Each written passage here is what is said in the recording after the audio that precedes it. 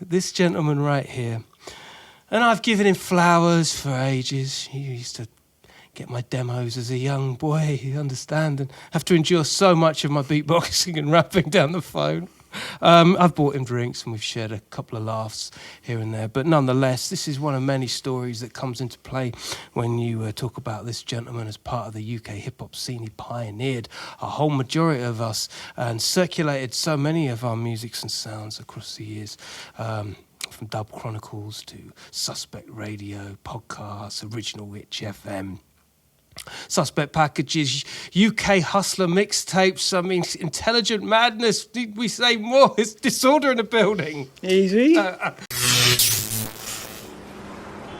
yeah, soaking up all that UK hip-hop sort of different eras. You know, the Task Force, the Jest, the Skits, the Roots Maneuver, the Rodney P., the Universal Soldiers, the MSI era was great because that's when I was fully involved in it. You know, that was a good time for me.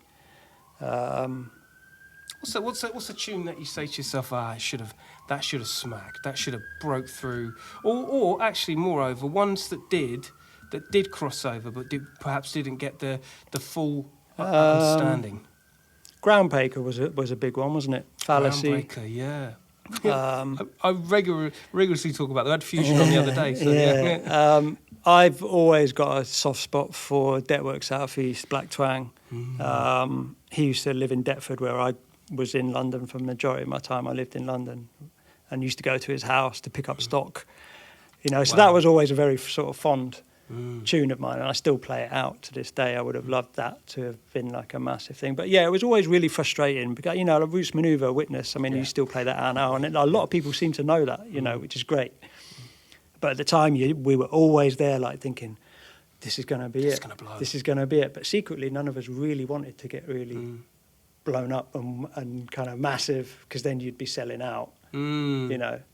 But then then Grime came in and just like, psh, UK hip-hop didn't exist. It's interesting you say that. It is interesting you say Did that. you ask was where it started? Boy in the Corner? No. No. Started in the early 80s. Which again, you know, we stand on the shoulders of giants here. It frustrates me that, you know, the actual UK hip-hop scene often just gets shunned as not even being a part of it, you know. And I say to people now, you know, when you turn on the radio now and you hear a UK MC, you know, every sort of other track, you know, that was never a thing. That's why I started UK Hustlers. That's why I started putting out UK hip-hop, to let